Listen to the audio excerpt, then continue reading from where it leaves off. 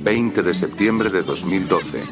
No necesito mirar el calendario para que la fecha me golpee como un fósforo encendido en la memoria.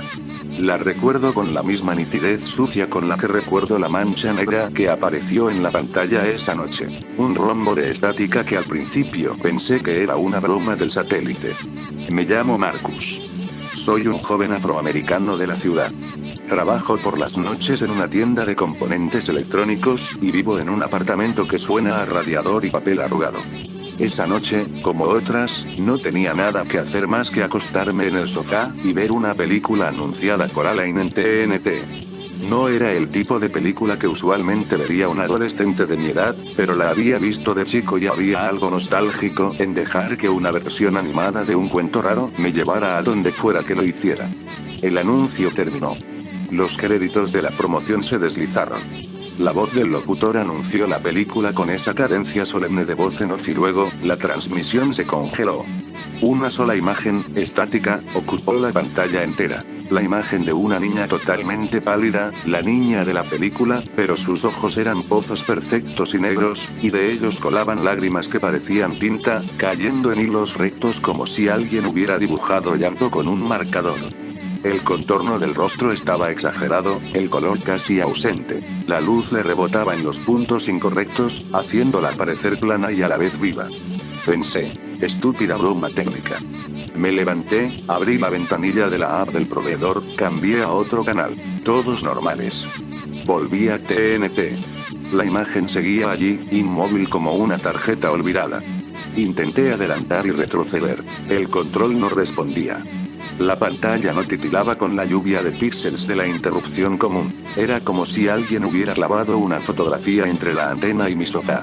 Minutos después, sin transición, la estática comenzó a respirar. No fue un sonido. Fue una sensación en la caja torácica del televisor, una vibración profunda, casi subsónica. El audio volvió, pero no era la voz de la película o la de los anuncios. Era un murmullo largo y bajo, como el motor de un barco que se ahoga.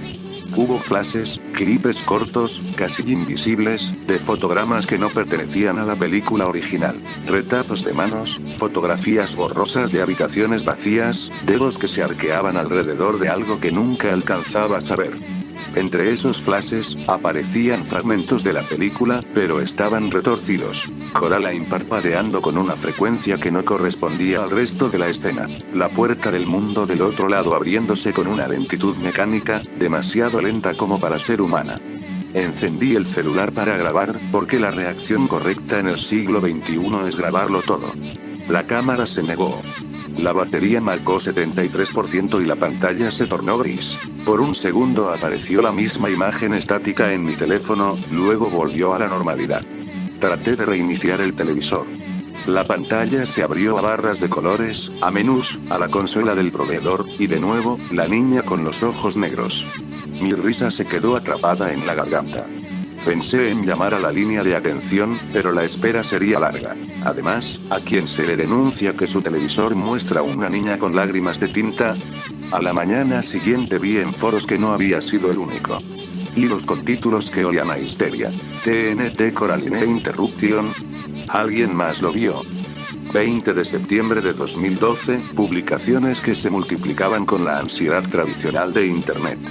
Algunas personas publicaron capturas, imágenes estáticas decapitadas, mojadas de negro. Otros decían que habían sentido dolor de cabeza, náuseas. Hubo quien dijo que su perro se había negado a entrar en la habitación mientras la intervención estaba activa. Un tipo afirmó que su abuela, que vivía en Ohio y apenas veía televisión, estaba insomne y con temblores después de ver los flashes. En otro hilo, una usuaria subió un vídeo, apenas 2 segundos. Un cutscene que mostraba, por una fracción de segundo, un corredor de pasillo con fotos en la pared. Las fotos estaban colmadas de caras con los ojos borrados. El rumor no tardó en crecer. Hackeo, señal extraña, peligro. El FBI negaba conocimiento, o quizá no quería hablar.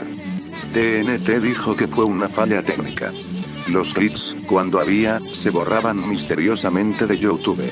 Los alojamientos desaparecían con una prontitud que parecía organizada. Pero el rumor creció, y con él la lista de efectos secundarios: personas que no podían dormir, que escuchaban un zumbido en sus orejas hasta que el zumbido se hizo voz, que veían la imagen pegada a la esquina de sus ojos como un insecto. La cosa empeoró para mí. No por la televisión, al menos no inmediatamente, sino por las pesadillas que llegaron después. La imagen de la niña me perseguía en mis sueños como si alguien la hubiese clavado detrás de mis párpados. Aparecía a un costado de mi cama, parada en la oscuridad con los ojales negros como embudos, y cuando me acercaba a tocar su cara, los hilos negros de sus lágrimas se desenredaban y se enroscaban en mis dedos como raíces. Despertaba con las manos empapadas, no de sudor, sino de algo que olía a tinta vieja. No fui el único que experimentó esas consecuencias físicas. Los foros, esa morgue de testimonios, se llenaban de relatos cada vez más extraños. Un profesor universitario que jura haber visto la imagen fija en el reproductor del proyector cuando la película tenía que empezar. Una madre que sostuvo a su hijo mientras él tiraba de su pelo, gritando que la niña quería que le abriera la puerta. Una mujer que publicó una fotografía, tomada la noche de la interrupción, donde se veía su pantalla de televisión con la imagen, y junto al televisor, en la penumbra, la figura de un hombre de pie mirando en la dirección de la cámara como si el televisor fuera una ventana y él estuviera en el otro lado. La foto no mostraba su rostro, mostraba la postura, recta, quieta, y enmarcada por la luz fría del aparato. Intenté racionalizar. Hackeo. Problema con el compresor de señal. Un mensaje subliminal, oculta por algún grupo con demasiada habilidad técnica y un gusto cruel por el arte del mal gusto. Pero cuanto más leía, más fina se volvía la navaja entre lo que podía ser explicado y lo que no. Había pattern, ciertas frecuencias en el audio que parecían corresponder con flashes de imagen. Gente que, sin saberlo, había capturado en sus aparatos domésticos lo que parecía ser un código. Un pulso que repetía un patrón binario. Un GE de un foro técnico descifró parte de él y dijo que no eran letras, sino formas. No un mensaje leíble, sino una instrucción dirigida a algo que la pantalla invitaba a sentir. Una noche, 3 semanas después, encendí la televisión por curiosidad más que por necesidad. Quería comprobar si había sido solo cosa mía. No había ningún anuncio. La programación normal. Había una calma extraña en la ciudad, una quietud que hacía que los coches pasaran más despacio. Saqué la cámara de mi vieja videoconsola, una reliquia con salidas analógicas, la enchufé, y para mi sorpresa, la imagen que grabó no fue la niña congelada que recordaba. Era una sucesión más rápida de fotogramas, como si la consola, menos esclava del proveedor que el televisor digital, decidiera mostrarse más honesta. En ella, además de los rostros con los ojos borrados, aparecieron fotografías antiguas, retratos familiares, tarjetas mañaneras con niños, un álbum polvoriento abierto sobre la mesa con las hojas arrancadas. En el margen de las fotos, por apenas un píxel, había marcas. Pequeñas marcas parecidas a botones atravesados por hilo ojales y junto a ellas, unas iniciales que se repetían en patrones. Ese detalle me hizo retroceder. Gret. El apodo que circulaba en la comunidad más conspiranoica. Gret, como un posible nombre del hacker, o peor, del creador detrás de la manipulación. Algunos hablaban en clave, llamándolo la extensión de Gretonion. Versiones corruptas de material inocente, transformadas en algo que llamaban extensión. Los mensajes decían que la extensión no era solo un clip. Era un anzuelo que intentaba estirar una puerta, como un espejo que se estira para que algo atraviese. La gente empezó a desaparecer de verdad. No todos. No de golpe. Sus vidas se agrietaron de maneras insidiosas. Un vecino que fue a trabajar y nunca más volvió a llamar. Una chica de un foro que prometió subir lo que tenía y luego borró su cuenta. Un comentarista que decía que había mirado demasiado y ahora la ve, refiriéndose a la imagen que, según él, se le aparecía en los vidrios de las tazas y en el brillo de los coches. Después hubo un informe, susurrado en foros pequeños y oscuros, de una familia que fue encontrada inertemente dormida frente al televisor, las bocas abiertas y las manos colgando como si alguien las hubiese soltado. Nadie habló de violencia física en las escenas que encontraron. Hablaban de calma, como de quienes se abandonan al peso del sueño sin resistencia. Comencé a sentirme paranoico, y a la vez, necesitaba la claridad de este problema. Pensé en la señal, en alguien que manipulara la red. Yo trabajaba vendiendo partes de altavoces y microchips, no soy hacker, pero sabía cómo la tecnología puede recibir una orden repetida hasta que termina obedeciendo una pauta absurda. Analicé audio, corrí espectrogramas que encontré en algún blog, hice lo que pude. La señal contenía un pulso a baja frecuencia, una cuerda que vibraba en un registro que el cerebro humano no escucha conscientemente pero que siente como presión. Y la imagen contenía patrones. Flecos oscuros, como puntadas, que aparecían y desaparecían en puntos fijos de la cara. Mirando y mirando largo rato, la cara parecía cosida. Una línea donde iría la sonrisa, otra a la altura de la garganta, como si alguien hubiese empleado hilo para juntar dos telas incongruentes. Una madrugada, el pulso me devolvió. Yo estaba despierto por la sospecha, por culpa de la costumbre de mirar incluso cuando mirar solía dolerme. La pantalla se encendió sin que lo hiciera yo. No la había tocado. Allí estaba ella, esa postal inmóvil. La niña con los pozos negros. El murmullo que antes había sido subsónico se transformó en algo más. Escuché, o creí escuchar, una voz como el roce de papel viejo, formando palabras que no pertenecían a un idioma pero que, de alguna manera, hacían que mi dentadura se tensara. Y en el margen derecho de la pantalla, tan pequeño que mi cerebro trató de ignorarlo, había una figura. No humana, no del todo.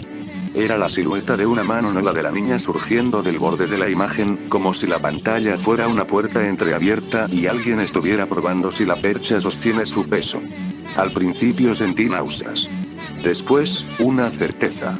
No era la señal la que buscaba comunicarse con nosotros. Nosotros éramos la entrada. Alguien o algo se estaba sirviendo de nuestras miradas como si fueran llaves. Cada pantalla era un ojo que se mantenía abierto por hábito y, en esa abertura, cedíamos una parte de lo que nos hacía anclados en la realidad. ¿Qué se abre cuando miras hasta perderte en la imagen? No lo sé con palabras precisas. Solo sé lo que sucede después. La sensación de desgajamiento, de una risa que no corresponde con la tuya, de que las lágrimas negras se vuelven un río dentro del pecho. El clímax fue gradual y luego, violento, inútil, final. Durante días, la gente dejó de postear con normalidad. Los hilos se volvieron exangües. Mi teléfono empezó a sonar con números que no conocía. Amigos que no supe que tenía me escribían para decir no lo mires o deshazte de la pantalla. Un hombre del vecindario, que solía ver noticias todas las mañanas, me tocó la puerta temblando. Sus ojos estaban húmedos, y me dijo, épico de estupor: la vi en la ventana esta noche, Marcus. En el reflejo. Me miró desde dentro de mi casa a las 2 semanas, la programación volvió a lo que debía ser, como si nada hubiera pasado. Como si TNT hubiera sacado una actualización de firmware y la oscuridad no hubiera dejado huella. Pero las consecuencias no desaparecieron. No hablo por empatía heroica ni pretendo presentarme como una víctima especial. Lo cuento porque hay cosas que se cuelgan de la memoria y no se sueltan. Algunas de las personas que vi afectadas no volvieron a ser las mismas. Insomnio, voces, la sensación de que la habitación se estrecha cuando la televisión está apagada. Otros dejaron todo y se mudaron. Un par de perfiles en redes simplemente desaparecieron. Un programador que intentó reconstruir el clip dijo, en voz baja, que la señal contenía, al final, un cuadro donde ya no había niña ni televisor. Simplemente una habitación vacía con una silla girada hacia la pared. En esa pared, la forma de unas iniciales estaba arañada. Más repetido, contado, y una frase subrayada. Abre. Años después, todavía hay noches en las que enciendo la televisión por inercia y, por un instante, cruzo los dedos para que sea una falla inocua. Años después, me avergüenza admitir que hasta dejé de trabajar en productos electrónicos un tiempo, por miedo a saber demasiado. Años después, cuando el zumbido llega, a veces por un rayo que estalla, a veces por un motor que pasa, mi pecho se aprieta y mi piel se pone de gallina. Cierro la televisión a media frase. Evito los foros, pero de vez en cuando alguien vuelve a decir el nombre. Kret. La curiosidad humana es un monstruo que siempre vuelve a tocar la cerradura. Hace poco, encontré una fotografía en un archivo viejo. Era de la noche del 20 de septiembre, o eso juraría por el tiempo del archivo. Un recorte de televisión en el que la imagen estática estaba ligeramente fuera de foco. En la esquina, imperceptible, alguien había dibujado una sonrisa con lápiz sobre la boca de la niña. A mano alzada, simple línea, como un gesto infantil. Debajo, había puntuado una fecha. 20 de septiembre de 2012. A la intemperie del tiempo, alguien había dejado también una nota a lápiz. No miren mucho. No supe si era una advertencia, una broma posterior, una mofa. Solo sé que aún hoy, cuando alguien me pregunta por aquel fallo, por lo que pasó en la pantalla de TNT, digo lo que vi. Que no era solo una interrupción técnica. Era una extensión, un tirón sutil para abrir una puerta. Digo que la imagen no era Coraline, aunque era su cara. Y digo que los ojos negros no eran ojos, sino ventanas cerradas por fuera. No soy profeta, no vendo relatos místicos. Soy un testigo con la garganta raspada, con la memoria que cruje cada vez que el viento azota la ventana. Hace poco, en una madrugada que huele a lluvia y a cables, me despertó un sonido. No era mi televisor. Era mi vecino, o al menos pensé que era él. Un murmullo. Me levanté. Miré por la rendija de la cortina y vi, a través del apartamento vecino, la luz azul pálida de una pantalla. Un instante. La forma diminuta de un rostro en la esquina. Me quedé allí, congelado, con la sensación de que si parpadeaba perdería el hilo con la cordura. Decidí no mirar otra vez. Cerré la cortina. Me volví a la cama. Puse la mano en mi bolsillo y saqué la vieja foto que había guardado. La niña con las lágrimas de tinta. La mantuve contra mi pecho hasta que el amanecer empezó a limpiar el cielo. Si algo me quedó de aquella noche es esto. Hay imágenes que no piden permiso. Se incrustan. Y cuando una imagen se pega a la carne de la vida, deja una marca que no se quita con limpieza. Si alguna vez ves algo parecido en la televisión, una cara que no debería estar tan quieta, una lágrima que corre como tinta, mira hacia otro lado. Apaga el aparato. No grabes. No compartas. Porque no creo que la señal quiera hacer daño para matarte. Creo que quiere algo más antiguo y más terrible. Quiere que abras la puerta. Lo que venga después, lo dejo a tu decisión.